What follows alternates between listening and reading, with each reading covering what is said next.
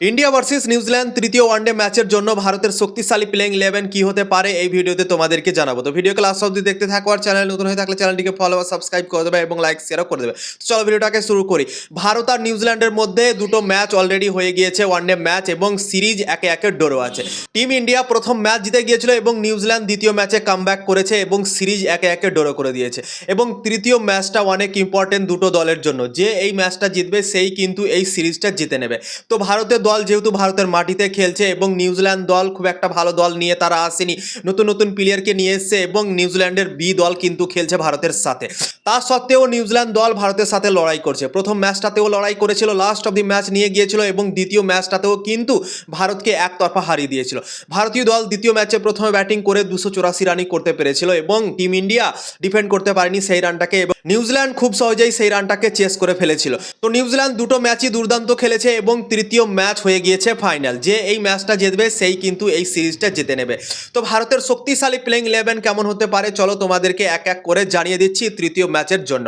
রোহিত শর্মার শুভমান গিল ওপেন করবে ভারতের দল থেকে এবং 3 নম্বরে খেলবে বিরাট কোহলি, 4 নম্বরে শ্রেয়াস আইয়ার খেলবে এবং 5 নম্বরে খেলবে কে এল রাহুল আগের ম্যাচটাতে দুর্দান্ত ইনিংস খেললো, 92 বলে 112 রানে ইনিংস খেললো, অসাধারণ খেললো, দুর্দান্ত খেললো, এবং তাই জন্যই আমার মনে হয় কে.এল.রাহুলকে 5 নম্বরই নামানো উচিত এবং কনসিস্টেন্ট তাকে 5 নম্বরের জায়গাটা দিয়ে দেওয়া উচিত। ঠিক আছে, তো 5 নম্বরে কে.এল.রাহুলকে খেলানো উচিত এবং 6 নম্বরে রবীন্দ্র জাদেজাকে খেলানো উচিত। রবীন্দ্র জাদেজাও ব্যাটিং বলিং দুটোই করে, তো আমার মনে হয় 6 নম্বরের জায়গাটা তার জন্য পারফেক্ট।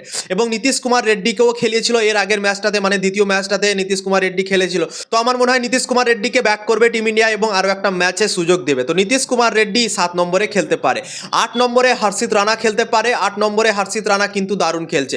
প্রথম ম্যাচটাতে 29 রানের একটা ইম্পর্টেন্ট ইনিংস খেলেছিল হর্ষিত রানা এবং বলিং তো সে দুর্দান্ত করছে। তো বলিং ব্যাটিং দুটোই কাজ করে দিচ্ছে হর্ষিত রানা, তো তাই জন্য 8 নম্বরে আমার মনে হয় হর্ষিত রানাকেই সুযোগ দেবে আমাদের টিম ইন্ডিয়া। এবং 9 নম্বরে খেলতে পারে কুলদীপ যাদব এবং 10 নম্বরে খেলতে পারে মোহাম্মদ সিরাজ, ডিএসপি মোহাম্মদ সিরাজ। এবং 11 নম্বরে একটা পরিবর্তন করতে পারে ভারতের দল, প্রসিদ্ধ কৃষ্ণা জায়গাতে আশদীপ সিংকে খেলাতে পারে।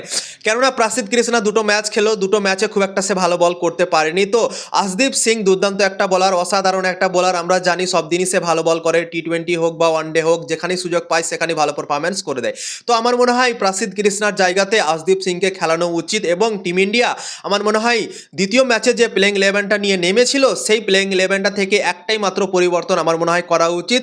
সেই পরিবর্তনটা হচ্ছে প্রসিদ্ধ কৃষ্ণার জায়গাতে আশদীপ সিংকে ভারত খেলাতে পারে এই তৃতীয় ম্যাচটাতে। কেননা অনেক ইম্পর্টেন্ট ম্যাচ এবং ভারতকে সিরিজ জিততে হলে হার হালে এই ম্যাচটা জিততে হবে। তো ভারতীয় দলকে আরও শক্তিশালী হয়ে মাঠে নামতে হবে। তো তাই জন্য একটা যদি পরিবর্তন করে তো ভারতের বোলিং লাইন আপ অনেকটা আরও শক্তিশালী হয়ে যাবে।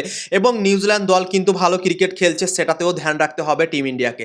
তো টিম ইন্ডিয়াকে সিরিজ জিততে হলে জবরদস্ত ক্রিকেট খেলতে হবে। তো টিম ইন্ডিয়ার ওপর আমাদের বিশ্বাস আছে 100%। টিম ইন্ডিয়া অবশ্যই আমার মনে হয় তৃতীয় ম্যাচটা জিতে এই সিরিজটা নিজের নামে করে নেবে। তোমাদের কি মনে হয় কমেন্ট করে জানাতে পারো, টিম ইন্ডিয়া কি সিরিজ জিততে পারবে নাকি নিজের ঘরের মাঠে কিছু উলাটফের হয়ে যেতে পারে? অবশ্যই তোমরা কমেন্ট করে জানাতে পারো এবং ভারতীয় দলের ওপর তোমরা ভরসা রাখো ভাই, ভরসা কিন্তু হারাইও না, ঠিক আছে।